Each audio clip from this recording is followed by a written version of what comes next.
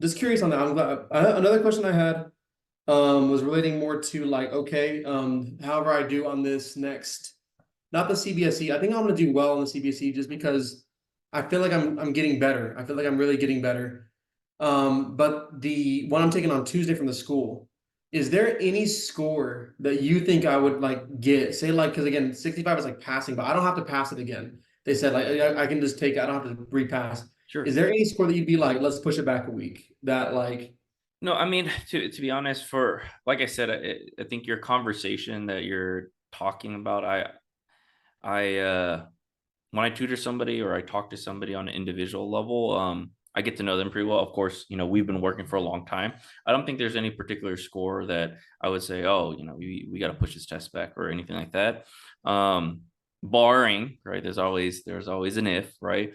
I mean, obviously, if you go in and just bomb it, right? You freak out, you bomb it, you don't, your mental kind of state of how to take a test and things like that is all out of whack.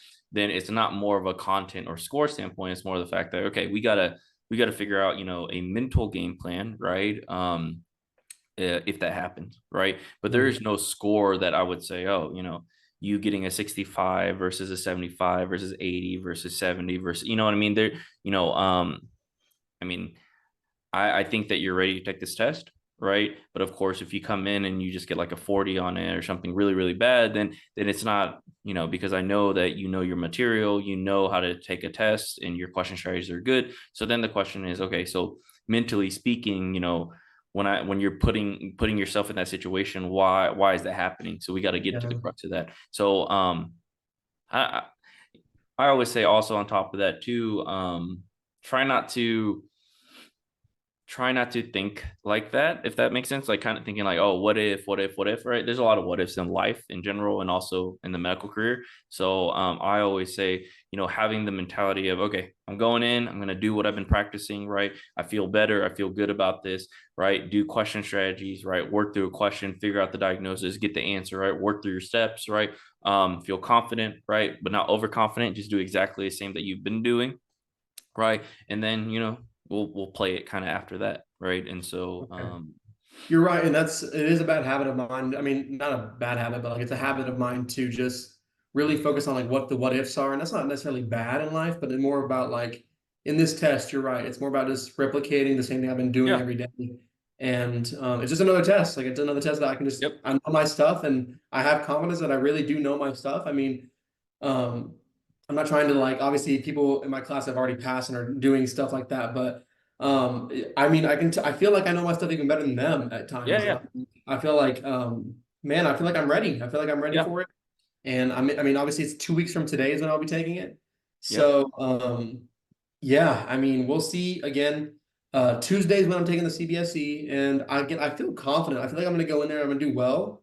okay, Um, but yeah, I mean, just kind of curious on that. Didn't know if you had like a whole game plan for it, but I yeah. think yeah, I always, my game plan overall, like, one of the things that I think um makes teaching fun, at least, right, for me, right, on a teaching standpoint, and why I enjoy teaching is that everyone's just so different, right? Everyone's scenario is so different.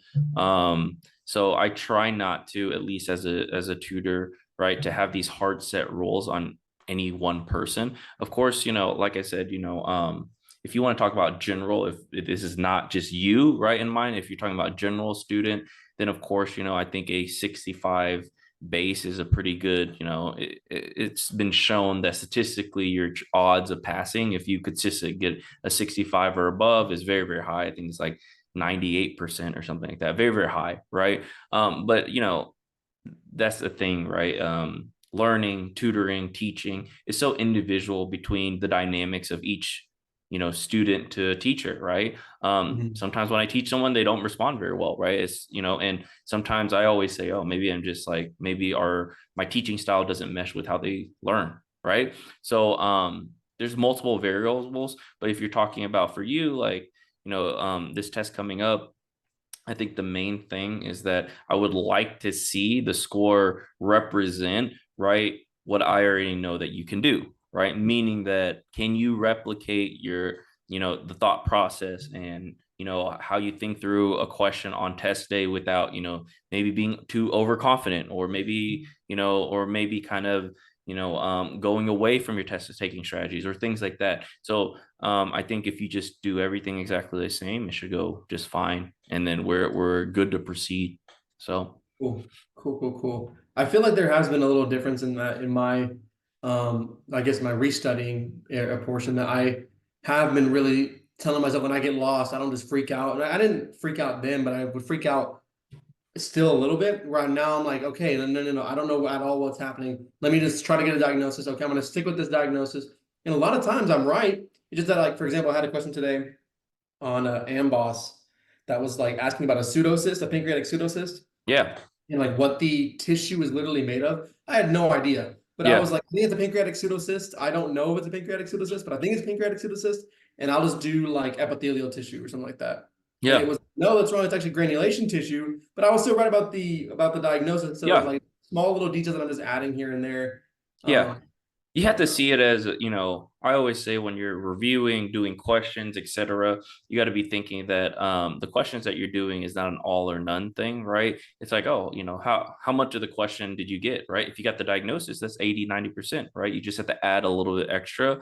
But of course, you know, everyone sees it as, oh man, like I missed it completely, it's a 0 or 100, right? And so sometimes if you think like that, then you're not working yourself through the question strategies, right? And you're not kind of thinking forward a little bit you have foresight and say, oh wait, this is actually me improving. Because like I said, your score in itself is it's how do I say this? The measurement of your score is kind of lagging behind actually where you are.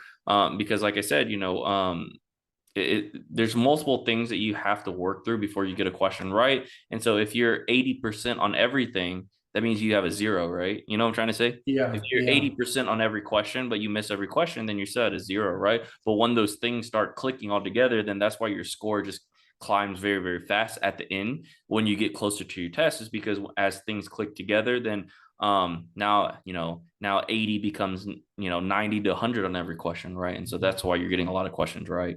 So, you know, just keep doing the same process over and over and over again. And then, you know, as cliche as it sounds, just trust the process, right? And For just kind sure. of keep going through with that. Well, cool, dude. Yeah, that's kind of what I had for you today. I mean, Sure. I'm excited to, I feel like I am growing in this. And actually, I mean, just getting questions that I have no idea, but just kind of thinking through a process. I feel like I'm getting those right now, which necessarily, I could have gotten those right, but it's the percentage of me getting them right now are a lot higher, I feel like. And For sure. so, I don't know. We'll see what happens on Tuesday. Obviously, we'll see what happens tomorrow. I'll take another one tomorrow morning and I'll let you know. And then, Perfect. yeah, we'll see what happens.